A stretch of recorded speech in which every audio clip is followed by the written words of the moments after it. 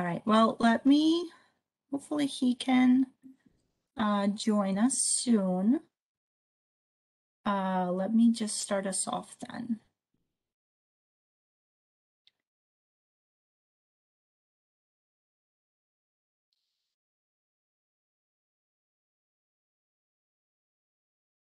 All right, so again, welcome everyone. It looks like there's still a steady stream of people joining us. So it's wonderful to see. Oh, you're back. I can see you in another window. All right, do you want to start us off? Of course, thank you. Good afternoon, everyone, and welcome. I apologize. I guess I didn't pay to get in today, so they kicked me out a few times. But I just want to start by thanking all of you for joining for our last closing session for the spring semester of our Stories Untold series. As you know, this program is a collaboration between the President's Advisory Council on Diversity, Equity, and Inclusion and the Office of Human Resources. So today we have the honor to host Trustee and Vice Chair of the Hudson County Community College Board of Trustees, Bakari Lee. I had the pleasure to work with Trustee Lee in the past, as I had the opportunity to serve on the screening committee for the president that yielded the appointment of Christopher Reaver. Trustee Lee was one of the two board members leading the process, and it was a wonderful experience for me and others in the group to see how board members are thinking and talking about the same issues we're talking about: graduation rates, student success, employee retention, diversity, equity, and inclusion. And again, the list goes on and on and on. As we have shown since the beginning of the series, the experience of sharing our narrative and life experiences gives us the ability to see in so many ways how we are tied in a community and the family that we share. This type of storytelling introduces members of our community to others who might not have the opportunity to meet or speak to. Just recently, Lisa, Anna, and I had the opportunity to present some of the work based on our collaborations, between the PAC Day and the Office of Human Resources at the College and Universities Professional Association of Human Resources. And there was so much interest on stories untold, like how do you start it, who comes, how do you, and it was really wonderful to do that. But today I am really excited about this session, and just wanted to pass it on to Anna so she could frame it and start the program. Thank you, Yuris. So just as I always say, stories have been used to find ways that we as humans make sense of our world. It's an opportunity for us to speak our voice and our truth. The entire Untold Stories program is powerful in connecting employees. This was some of the feedback that we received from a recent program. And we know the stories help us build bridges and highlight the fact that even though we're all different, what brings us together is greater than what sets us apart. So we usually don't go too extensively with the introduction of the speaker, as we want to leave a sufficient time for the storyteller to share. So we're really happy to be here today to give Trustee Lee an opportunity to share his story. And then maybe halfway down the program, about 30 minutes in, we would most definitely like the audience to participate and ask questions. So without further delay, I would like to ask Trustee Bakari Lee to share his story in the way that he wants it to be told. Sure. Thank you, Anna, and also thank you, Yuris. I appreciate the opportunity to come and speak to the students and faculty and staff in the Hudson County Community College community. This college, obviously, I would imagine is, very near and dear to my heart. I feel very passionately about the college and about the community college mission, and the students that we're here to serve, the community that we're here to serve. And it's really just been a passion of mine, an unexpected passion of mine over the past, I guess, 16 years, 15, 16 years now.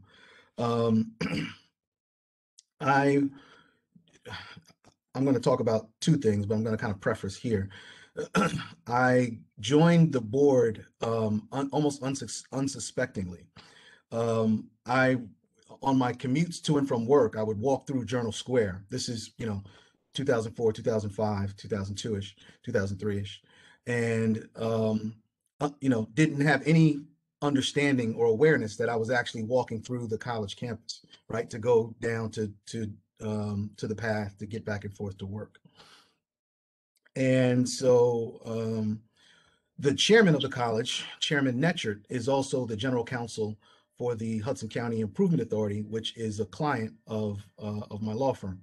And there came a time when the senior partner at my firm said, listen, our client, the HCIA, is having a meeting in Hudson over a potential bond deal.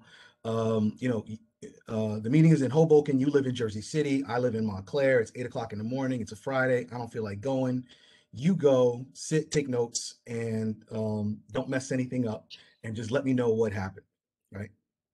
Okay, no problem. I can do that. So I go to the meeting, and I'm there with Chairman Netchert and the executive director of the Improvement Authority and some other folks. And it was in connection with a bond financing that a particular entity in Hoboken wanted the Improvement Authority to participate in. And during the course of the meeting, they had handed out some pro formas, some numbers runs, and I have a finance background. And so as I'm looking through the pro formas, I realized that the deal that they were presenting as solvent was in fact not solvent. And so I brought that to the attention of Chairman Netchert and some other folks at the meeting. And unsuspectingly, it wasn't my intention, but it wound up scuttling the meeting because the proposed deal didn't pencil out. And so that was it for me. I went back. I told the lead partner at my firm, and I was done with it. He came back to me about 3 weeks later and said, "Have you heard from Chairman Netchert?" I said, "No, I have not." And he said, "Well, he would like to talk to you about becoming a member of his board." And I said, "Well, what board is that?" And he said, "Well, he's the chair of the Board of Trustees at Hudson County Community College." And I said, "Well, I don't know anything about community colleges whatsoever." And he said, "Well, give him a call and see what it's all about." Turns out that the lead partner had served as treasurer of Essex County College, of their board. And so he was very fond of the mission. And he suggested that I look into it. So I said, "Well, does that mean that I have to teach classes, or do I get paid? Or how exactly does that work?" He said, "Just call him and talk about it." And so one thing led to another, and I joined the board and got on the board as a result of that.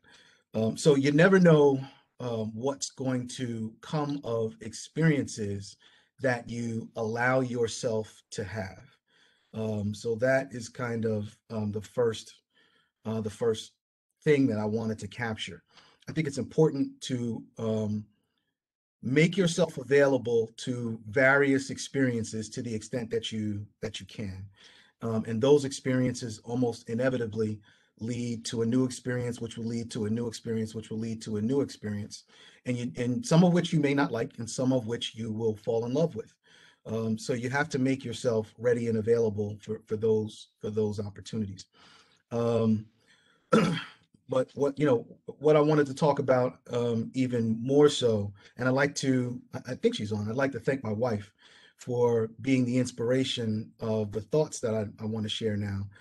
She and I were having a conversation last night about a nonprofit board that she's active in, and it reminded me of a story that had to do with my father and one of the lessons that I learned from him.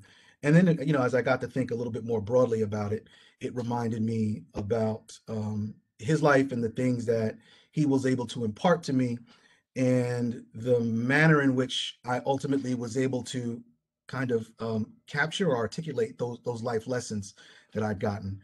And I'm going to talk about one specific principle in that regard, and that is a principle of perseverance.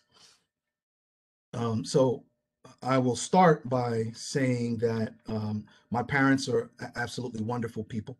I had a phenomenal upbringing.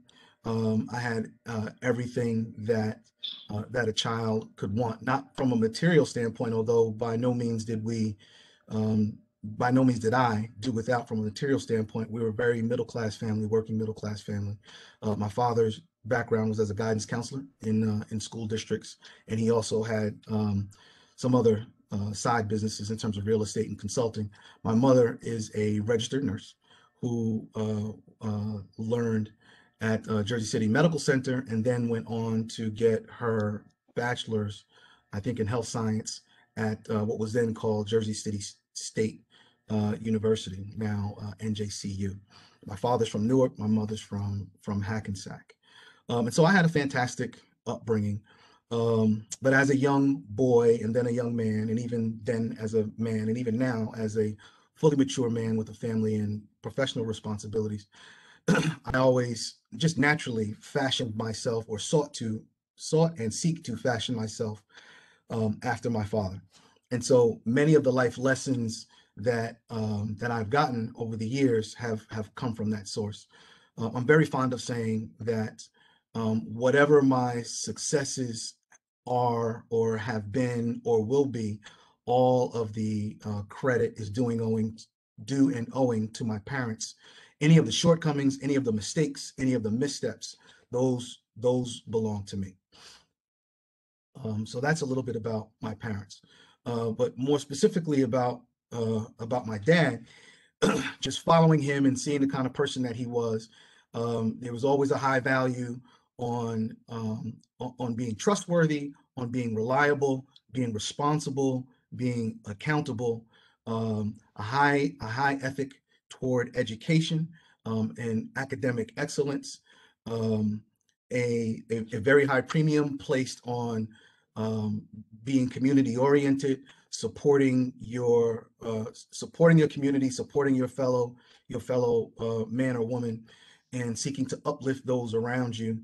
And in addition, whenever that many things in life are difficult, and in order to be successful, you must persevere. You must have a character trait of perseverance through all things. And those were, the lessons that were taught to me.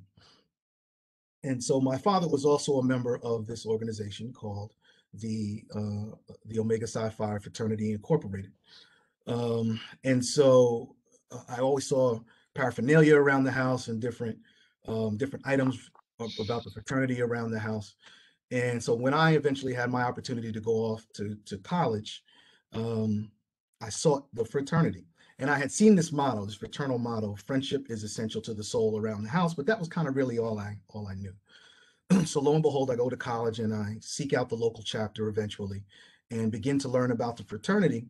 And I learned that the fraternity's cardinal principles are manhood, scholarship, perseverance, and uplift.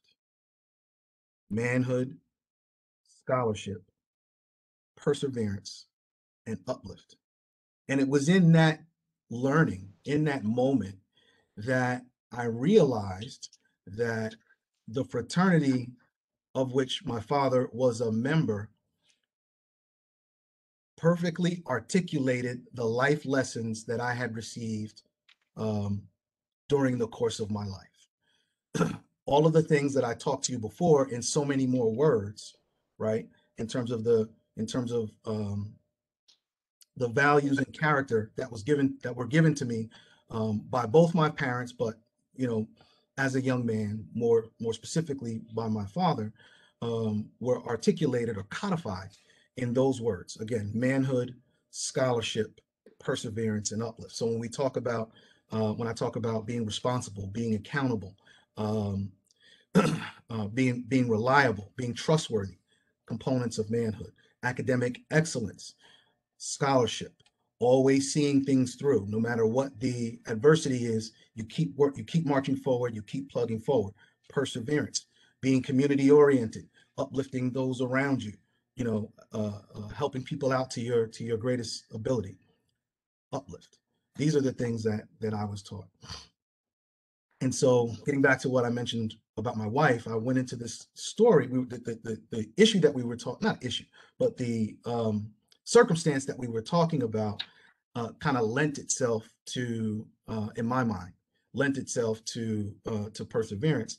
And I was reminded of a story that I shared in 2007 at my father's funeral. My father passed in 2007 from prostate cancer.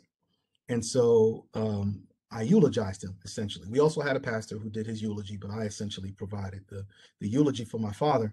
And similar to the fashion in which I'm doing now, I articulated his life through the 4 cardinal principles of the fraternity. I should also mention that I went on to pledge and become a man of Omega Psi Phi Fraternity Incorporated, and I am involved in the new Lambda Lambda chapter, which is the Jersey City chapter, and I'm very actively involved.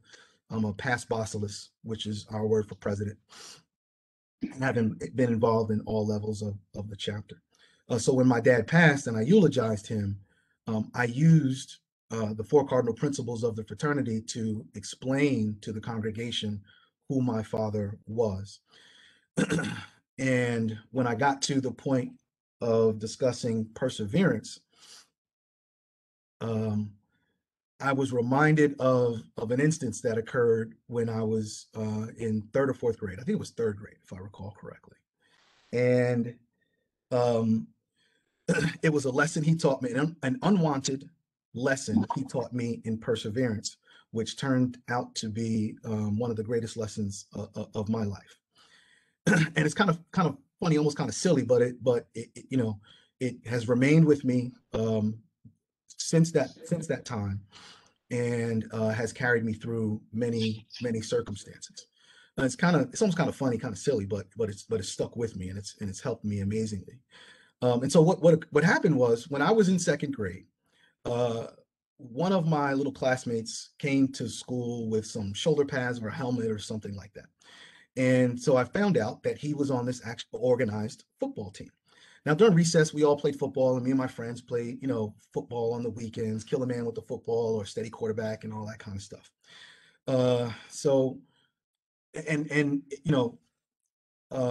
In my class at school, I was one of the biggest kids. I was the fastest kid. I was, one of the most, if not the most difficult to tackle and all that. So I'm thinking, if Tommy can play football, I can play football. So I went to my parents and begged and begged and begged and pleaded and pleaded and pleaded for them in the 2nd grade to allow me to play football.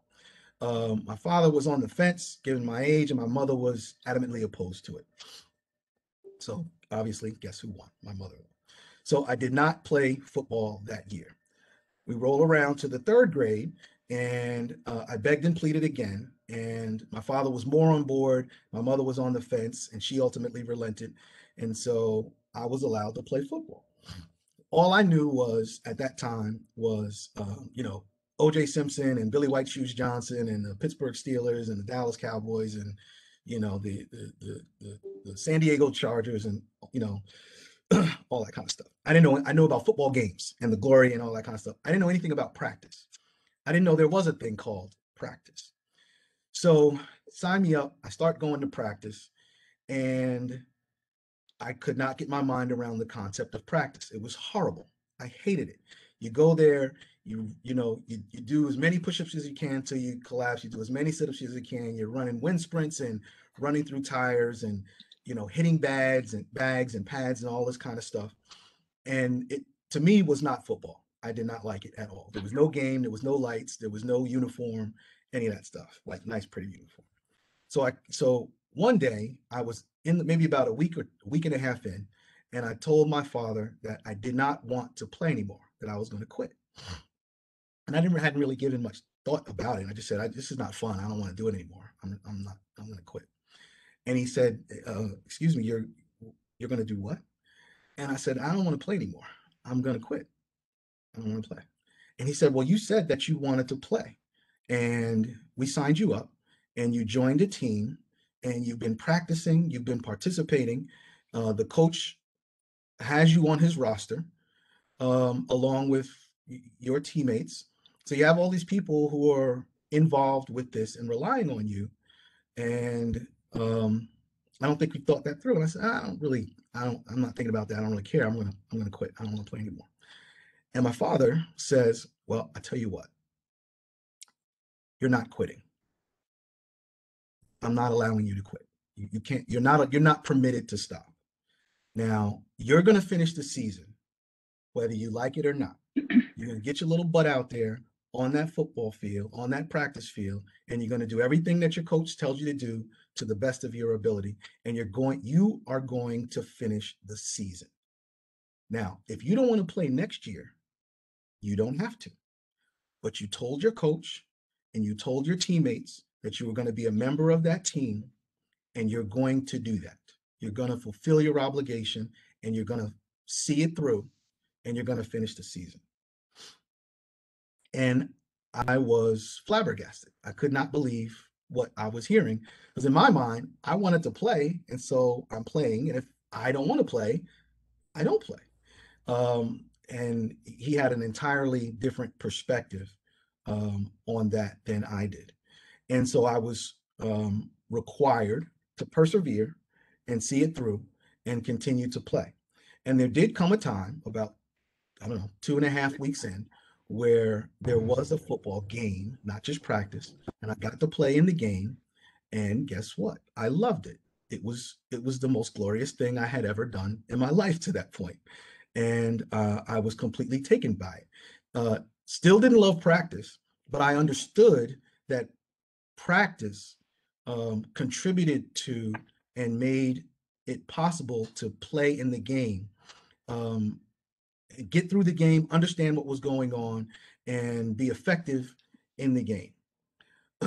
And so that was my first lesson in life, in perseverance. My second lesson in life, in perseverance, was when my dad went to, my father had a doctorate in education that he got from Rutgers University, graduated in 1980. So actually these two things kind of happened in similar time. This was maybe the next year when he finished his doctorate. But I recall that my father would come home after work, have dinner with my mom and I, and then I would want to play with him and all that. And he would hang out for maybe about a half an hour, and then he would go down into downstairs into his office, close the door, and have to do his, whatever he had to do for his doctorate, his schoolwork, for the rest of the night. So I would, during that period of time that my father was pursuing his doctorate in education, I would see him in the morning before school, and I would see him in the evening during dinner and maybe for a half an hour or so. And then he would go down and I wouldn't see him again until the next morning. And I always wanted him to hang out and play with me more and all of that kind of stuff. And he very kindly and in a fatherly way let me know that he had work to do and he had to go downstairs, and that was it. So I essentially forgot about it as life went on, and your life ebbs and flows and you're doing different things. And then I decided that I wanted to go to law school, and I decided that I was going to go to law school at night so that I could continue to work. And what happened as a result of that is I became very anxious about the endeavor of continuing my job, challenging job. I was a financial analyst at Pfizer, pharmaceutical company in the city. And so I was in the city and then going to law school at Rutgers Newark. And so that required that I get up in the morning, commute into the city, work all day, commute to Newark, go to class at law school from 6 to 9:45, Monday through Thursday, go home, stay up and read, do my law school work or what have you, and then be committed to all my reading and such over the weekend. And it was very anxious for me leading into that, trying to figure out how I was going to get through all of that. And it was almost kind of like God plucked me in the head and caused me to remember what my father had accomplished years prior. And the recalling him working all day, also having a family, and pursuing and achieving his doctorate degree while going to school at night was essentially all I needed to realize that I could do it too. Because at least in my circumstance, I was younger than he was at the time, and I was only responsible for me. Didn't have any, was not married, didn't have a wife or kids. And so those were my two real big lessons, bright shining lesson lights in perseverance. So I just wanted to really share that. It kind of stuck with me last night and into today. Um, the conversation that I had with my wife, and then those two recollections from my father. And so I really wanted to impart upon everyone, and I don't think I need to do this. I know I don't need to do this. I realize that I'm speaking to the choir here, um, because you all, as either community college students or as community college administration, faculty, staff, have exhibited through and through the value and the character and the work ethic of perseverance. Your lives exemplify that. So again, I recognize that to a large degree, I'm probably preaching to the choir, but it was on my mind and it was on my heart, and so I wanted to share it. And I think it's an exceptionally important character trait to be mindful of as each of us go through our lives, whether we've already been imbued with that character trait or not. Everyone's life has its ups and downs and its difficulties. Life is not an easy. It's a glorious thing, but it is not an easy thing. And you can easily get dissuaded or turned back in terms of pursuing your goals, in terms of in terms of achieving your aspirations. In fact, in terms of even doing the fundamental things that each of us as adults have an obligation to do, whether that is to take care of yourself, take care of your family, take care of your children, take care of your spouse, take care of your parents, contribute to your community. Um, Difficulties that we go through in our day-to-day lives. The 2020, right, being a bright, shining example of that. But now we're in 2021 and things are beginning to get better. And that is a result of each of our individual and therefore collective will, our perseverance. So I wanted to share that. Always remember to persevere no matter what it is you're facing. I'm sure each of us can reflect back on our lives and recall lessons in perseverance that we've gotten. And you may, but you may not characterize them in that manner to yourself. But if you take a moment and reflect on it, it is most certainly there. You would not be on this WebEx call if you haven't had lessons in perseverance or are in the midst of getting lessons in perseverance. So I was able to use that in my life going forward, and I was thinking about something else. One of the ways that it manifested. So I moved on through Pfizer and went to law school at night. Graduated law school, stayed at Pfizer for about another year. Because I was interested in the kind of work that I was doing there. And then it came a point in time where I said, I need to use this law degree. So let me, uh, you know, begin to reach out to the legal community and look for entry-level legal jobs. Now, typically the way this thing works is that folks go to law school during the day, they do internships but during the summer, right, at a law firm, and you typically get your job offer at your second internship, between your second and third year. Law school is 3 years. Well, I went to school at night, which means that for us night students, you go to school essentially all year, except for about 5 weeks in the summer. So you do not have the opportunity to do an internship. So you got to kind of get in where you fit in terms of finding a job. I was very comfortable in that regard because I already had a job at Pfizer. I was doing very well at it. And I wasn't inclined to search for a job or leave when I graduated law school. But about a year and a half after that, I decided to go take a look, but I didn't have any prospects. So I got my hands on the New Jersey Law Journal and began to send letters to law firms, packages to law firms all over the state, actually in New York and New Jersey, seeking jobs. And some of them were unsolicited, and some of them were in responses to ads. So I don't remember how many I sent out. I probably sent out somewhere around 50, 60, 70 maybe 50 or 60 packages, either in response to job ads or blindly.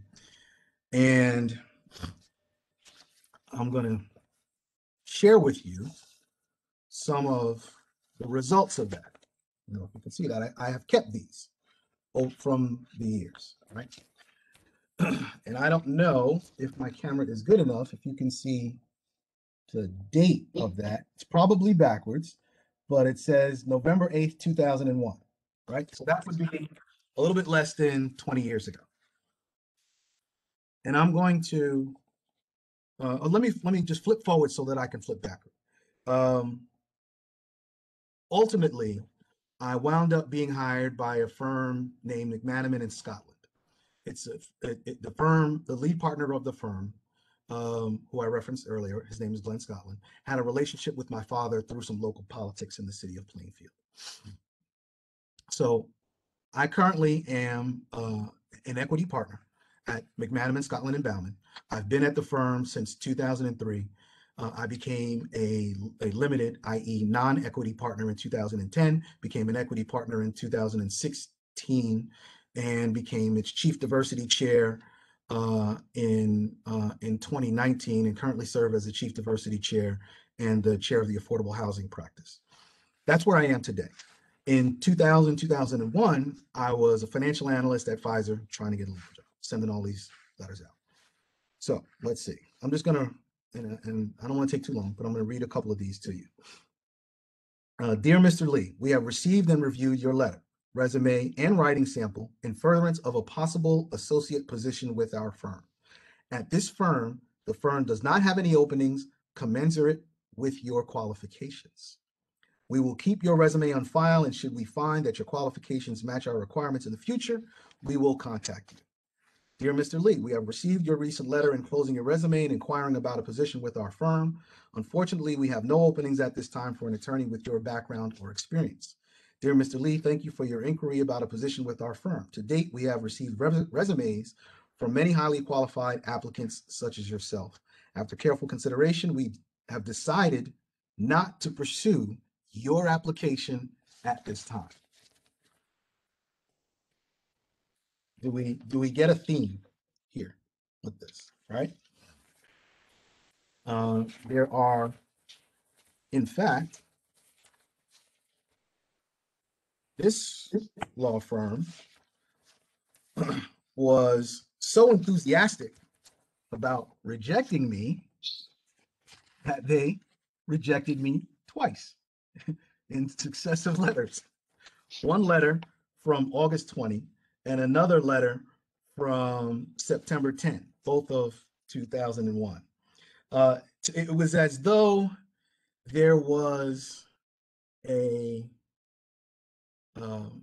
it was as though I was in high school and there was a pretty girl that I wanted to date, and I asked her out and she told me no. And then she forgot that she told me no and didn't want to be rude, so she called me up and told me no again, right? So that happened a few times. And then lo and behold, can you see that?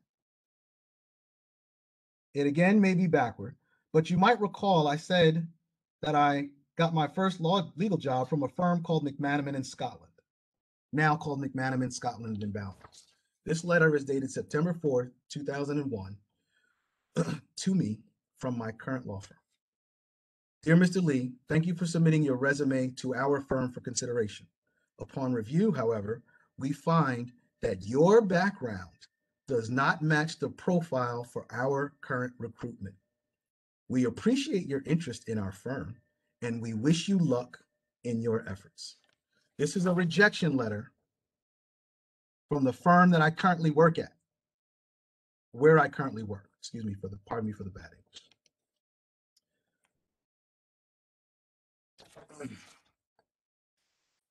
Notwithstanding all of these rejection letters, I refused to be dissuaded from my dream and my goal of becoming a lawyer. My dream and goal of having a successful legal career, to the extent that I was ultimately hired by one of the firms that I was rejected at, and went on to become a limited partner, went on to become an equity partner, went on to become the chief diversity officer and chair of the affordable housing practice, with more upward mobility, upward mobility on the way. So I wanted to tie all of that together by reiterating that no matter what the obstacles are that are placed before you, if you have an ethic toward perseverance, if you refuse to be denied, if you can see through your own insecurities and fears and trepidations, which we all have, none of us have been spared those insecurities. Not a single person on the screen or anyone you've ever met. But if you can stay the course and continue through that, you will find your success without question. I promise you that. You will absolutely find your success. And so, with that, I will close by saying thank you for the opportunity to speak here today. I love this college. I love this college community. I'm so pleased and impressed by the students. Our mission and goal is to serve you, and we are here to do that. And to the extent that there are any graduates on, God bless you all. Congratulations. I look forward to seeing your future success, and I'm here for questions. Thanks, Anna. Thank you so much for sharing that inspirational story. I would say if we were in person, you would get a standing ovation with all this clapping. And there's definitely notes in the chat. If you see, there's definitely a lot of inspirational notes here. I want to thank you so much. There's a lot of lessons there, everything from just taking advantage of happenstance to most certainly perseverance. I don't know if it's a thing. I also save my rejection letters. Is that so? I thought I was the only person. Yeah. I'm going to make a collage out of them one day. I told myself I'm going to make a big collage out of them. But for me, I'll just quickly share, it was actually getting into a doctorate program. It took me 15 years. Wow. And so I'm in my first year right now. And now I'm struggling with the other perseverance. And that is the one where I have to deal with the kids and the family and the work. Balance, life balance, absolutely. But that's, so enough about me. I definitely want to open the floor to questions from the audience. And you know, anything else you want to ask? The floor is open. Okay. Oh, can you hear me? Yes. Yes, I can hear you, Pam. Okay, great. I loved your story. Thank you, Pam. Thank you for sharing. And the message was wonderful. And you know those stories that our grandparents and our parents always told about upward mobility and perseverance? I loved it. Thank and you. I kind of thought that your father was a Q. Yes, he But is. that's just, and they Yes, have he those was. stories that really inspire us. And I think that we don't tell the stories, and the young people don't tell the stories. And we have to pass those stories on that lift us up and say, you can make it. No matter what's going on, we can make it. And that you did it, and then this one did it, and that one did it. And we can all do it. I love your story. Keep telling your story. And I just hope that we can persevere, move on, and we can. Because you said we can, and our forefathers said we can, and we have a lot of moving forward to do, and we can do it. Thank you for your inspiration today. I knew you'd do it. My pleasure. Thank you so much. Yeah. Thank you so much. You're welcome. Thank you, Pam. You're welcome. Thanks. Anyone else who wants to ask? Bakari, thank you so much for that. This is Katie Sweeting. I Hey, love the hey, four hey. principles of manhood, scholarship, perseverance, and uplift. And I'm Mhm. looking on the wall behind you, and you have Johnny Coltrane, and I think that's Malcolm X. Absolutely. How would you say they exemplify those four values that you talked about? Wow. I can speak much better to Malcolm X, who is one of my life aspirational figures. Malcolm X lived a very difficult and challenged young life. exemplified by his father being killed by Klans members, I believe, if I recall correctly.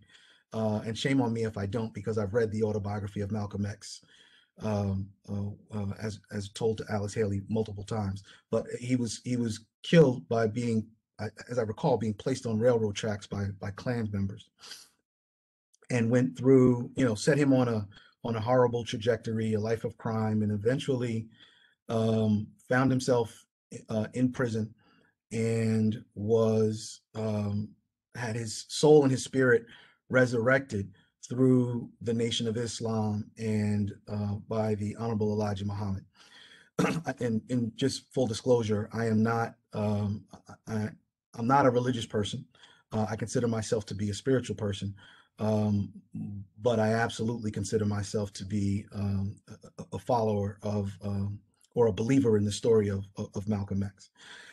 And so if you've read his autobiography, it's very easy to find a consistent theme of manhood, scholarship, uplift, and perseverance in the life of Malcolm X, right?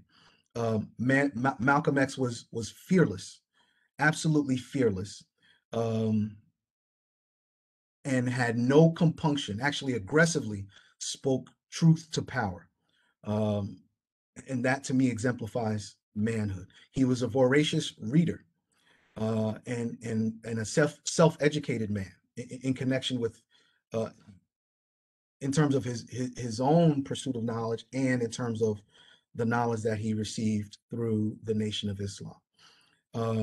He survived extremely difficult circumstances in his life and was able to persevere through those circumstances. And not his entire life, but the Malcolm X that we came to know, the life that made him prominent, was squarely embedded upon a foundation of uplift, right? His goal in life was to uplift the condition of Black people in America, and then later on globally, and then later on still, from his perspective, with an eye toward anyone who was a follower of Allah and who submitted to Islam. That ultimately became what he was all about. And so, to me, much like my father, but on a larger, more prominent scale, Malcolm X is the absolute embodiment of manhood, scholarship, perseverance, and uplift. And so that is why he is on my wall and is exemplified in various places, in spaces that I am in. And then Coltrane is Coltrane, my favorite things.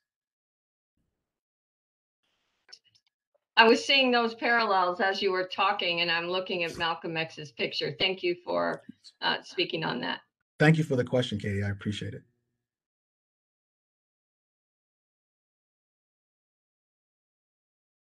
We're a small group here, so feel free to speak. Just unmute yourself. You don't need to formally raise your hand. I'll hop in, Anna. Thank you. Thank you, Trustee Lee, for sharing with us today and for sharing what you said about Malcolm X, because I don't think we hear enough about Malcolm, because a lot of people are, especially the school system, are standoffish because of his ideology. So thank you for that. Absolutely. You read your letters, your rejection letters, and most of them talked about the qualifications that you didn't have. And this for me is like a big issue, because if we don't have opportunities, we don't get qualified. So my question for you is, as in your role as a CDO in your law firm, the vice chair here, and in your other roles in your fraternity and things like that, how have you helped to provide opportunities to others to help them become qualified so that they don't have to be rejected for lack of qualifications? That's a fantastic question. And it's actually, in a certain respect, is a question that Chris and I have discussed. I'm going to speak to it from the African American perspective, right? And maybe if you want to expand it to from the perspective of a person of color, a man of color. I think in many circumstances, what you'll find that occurs in the career trajectory of Black folks or people of color more broadly is that we don't get opportunities, building block opportunities on our career path that then lead to the next opportunity and the next opportunity and the next opportunity. And by virtue of that, we often are not able to build a resume that is consistent with or seems consistent with those against whom we are competing, right? So when it comes time to compete for a job or other opportunities, you have two, there may be two resumes in hand. One has maybe more of the traditional building blocks of a resume, and the other has non-traditional examples of the person's non-traditional examples of the person's work history. And so the person with the more traditional background, once again, gets the opportunity and is able to move forward. What one of the things that I've advocated for at Hudson and had discussions with Chris about, and I want to be careful because I don't want it to be perceived that Chris did not agree with what I was saying and what we discussed. He did agree with it. He does agree with it. But one of the things that occur, what has to happen is that when we engage in job searches, we have to expand our thinking in job searches if we are going to be an institution that believes we exemplify diversity, equity, and inclusion, right? So we have to be willing to look at different work experiences, and I'm also speaking to you in this regard, yours. We have to look at different work experiences and be and entertain and be accepting of different work experiences in a manner that would allow us to believe and have faith and be willing to give an opportunity to someone who perhaps doesn't have a more traditional career path for a particular role that he or she is pursuing. So that's been one of the first, been one of the things that I've tried to exemplify both and promote and advocate for, both at the college and at my firm. We need to think outside of the box. If you get a resume on your desk that maybe doesn't have all of the traditional things that you might like, spend a little bit more time on it. Don't just put it in the, don't just put it in the rejection bin and leave it off to the side, because you could be putting off to the side one of your future equity partners and one of your future significant revenue generators, right? Or one of the future chairs of your firm or chief diversity officer or what have you. So that's from an institutional perspective. From a more personal perspective, Muhammad Ali, and this is not his saying, but I heard it from him, and he said that service is the rent you pay for your space, for your room here on earth, right? And so I have received a lot, as I said at the outset, right? I've received a lot from both of my parents, my mother and my father. I've received a lot from my family. I've received a lot from people who have taken an interest in me. And the best thing that I cannot repay them. I cannot repay that. I can never repay that. The best thing that I can do is to provide that same service to others who come alongside me and behind me. And so I try to do my best to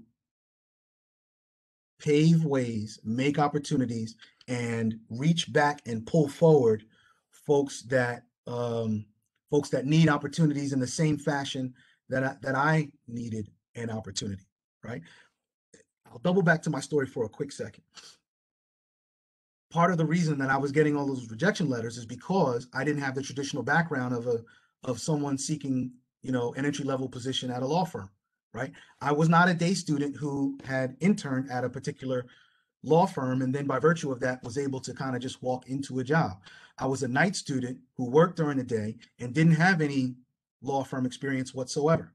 How did I get my position? I got my position, as I mentioned, because my father had a relationship with the lead partner at the firm. So when I applied directly, I got a rejection letter. but I mentioned it to my dad. He called the lead partner. The lead partner agreed to give me an interview.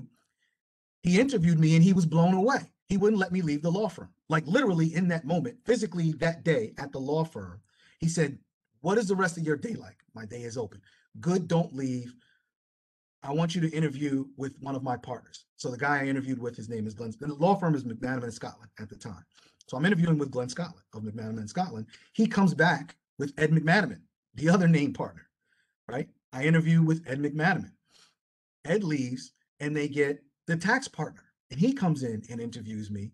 And then he leaves and they get the environmental and litigation and employment law partner who comes in and interviewed me. So when I was coming in the door, the understanding between Glenn Scotland and my father was that this was just kind of like an interview on spec, right? And he was very upfront about saying that. We don't have anything. I don't know that I can help your son, but I know a lot of people. Maybe I can give him some guidance and direction, which is fine. Just give me just let me get my foot in the door and talk to you for a minute about who I am and where I've been and what I think I can do and who I can be here. And as a result of having that opportunity, notwithstanding the fact that I had a non-traditional background, it led to me arriving at the firm. And so that means two things. Number one, that means that left to my own devices, I was not successful, right? And so someone had to help me. Someone had to help me. And number two, it's incumbent upon me to help somebody else, to help as many somebody else's as I can, who do not, who by virtue of not following a traditional path, have non-traditional resumes as well. As a law school graduate seeking my first legal job, I had a non-traditional resume, and I needed someone to help me. And what that means is I need to help other people. Not that I should, not that it'd be a good thing if I do. I need to. I'm obligated to do that. My success is valueless if I don't help someone else. So those are the things that I think we need to do.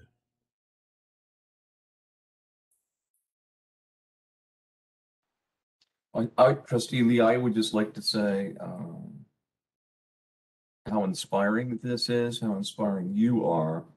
I know everything, I agree with everything you said, and your passion for making a difference for education, for helping other people, for equity, even on the national stage when you were chair of the board of directors of the Association of Community College Trustees, all very noteworthy, inspirational. One of the things that I really appreciate at board meetings is how you often speak to students and others when they speak at the meetings. You affirm what they said. You affirm their their trajectory, their eloquence, their, even sometimes when someone overcomes a technical glitch, you congratulate them for it.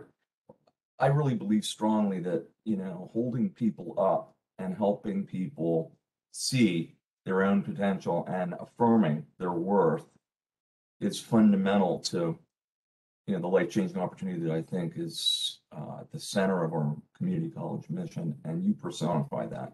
And I'm also remembering you gave it your time to speak at our first ever Kente graduation. Yes, and that was great. And that was eloquent as well. So we appreciate you're going above and beyond the expectations of a trustee, albeit a leading trustee. And it's because you care, and that shines through, and we appreciate it. Thank you. Thank you, Chris. I appreciate that very much. Thank you.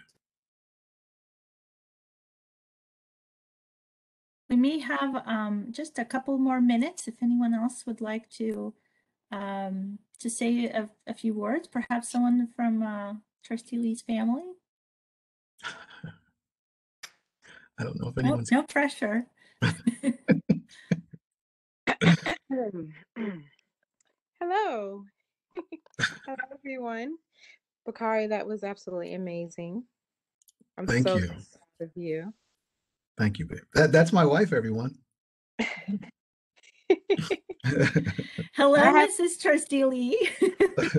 I have a sick 10-month-old Yes. here, and I'm I'm taking care of her, and or I would have my face on No video, problem, babe.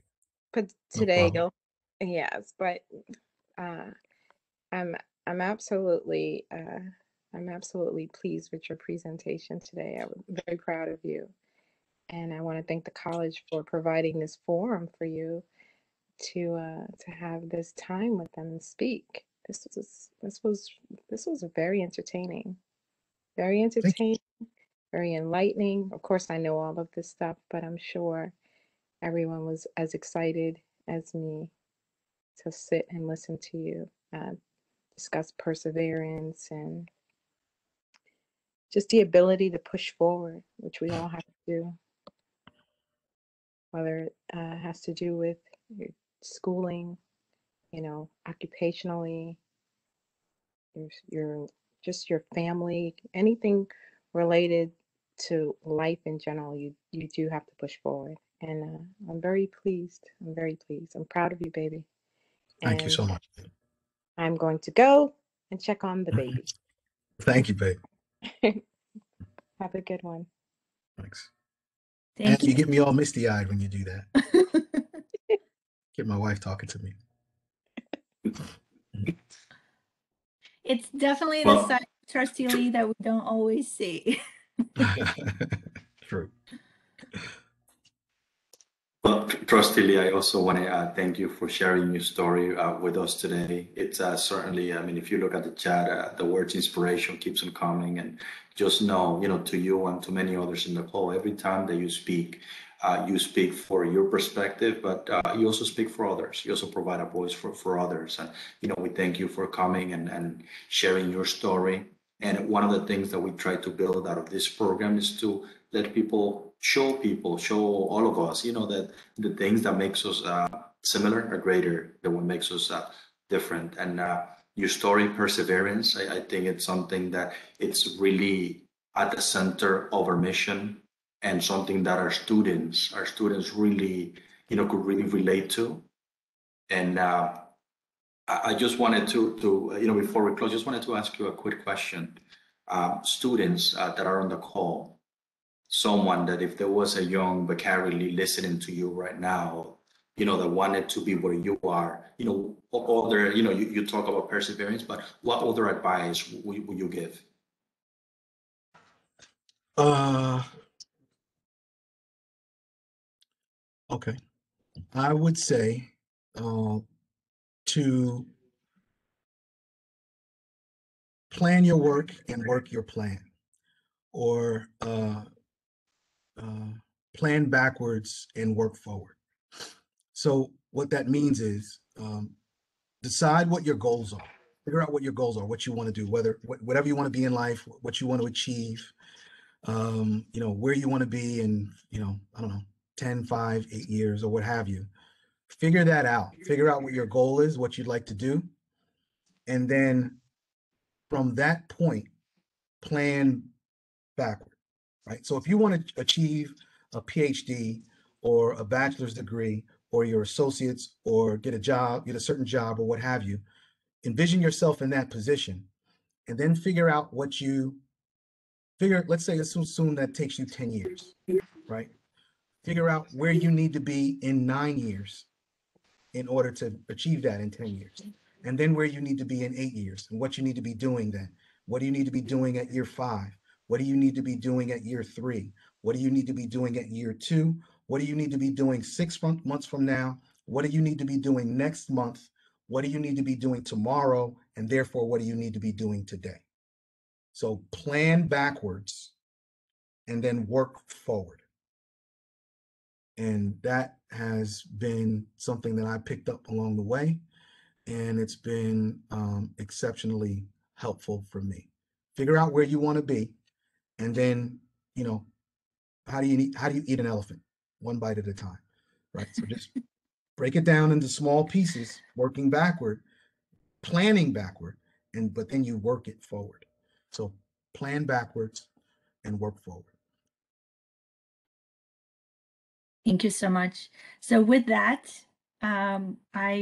unfortunately, we do want to close. We want to be respectful of everyone's time.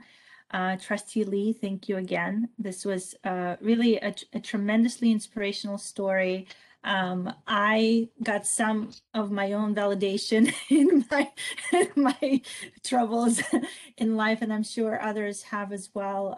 As yours mentioned, you know, you are a voice for many of our community members. You represent all of our community members, administration and staff. And so we're definitely pretty honored to have you here and to share and to have your wife speak as well. I do hope the baby's doing better soon. So with that, we will close. As we're coming up for the summer, just for everyone else, we will have a few more programs around the summer from PAC Day, from HR, from all of the collaborations. We're doing really well with collaborations, and that's partly due to all of you here, all of you in attendance, all of you contributing and willing to contribute, willing to share your experience and stories. So thank you all. Have a wonderful afternoon, and hopefully we'll see you on campus soon.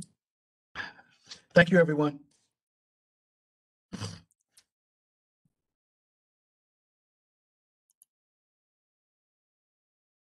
Bye.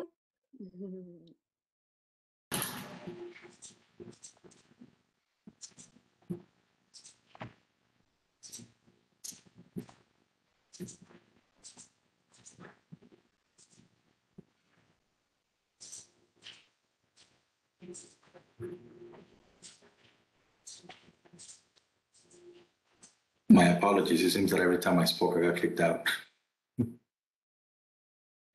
It's okay. I guess it's one of those days. The internet is being overextended, especially as I'm sure you have a lot going on at home.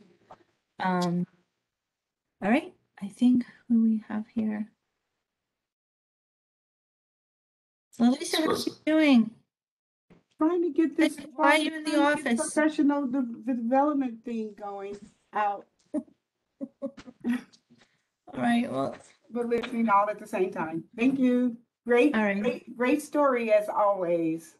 Yeah, that was wonderful. That was really wonderful. Great. Wonderful. Good seeing everybody. And we'll, All right. yeah, so trying to catch get up that later. We'll catch up. Yeah. All right. We'll catch up later. Bye. Bye. Thank you. Bye. How do I? Oh, my mouse isn't working that great. Okay.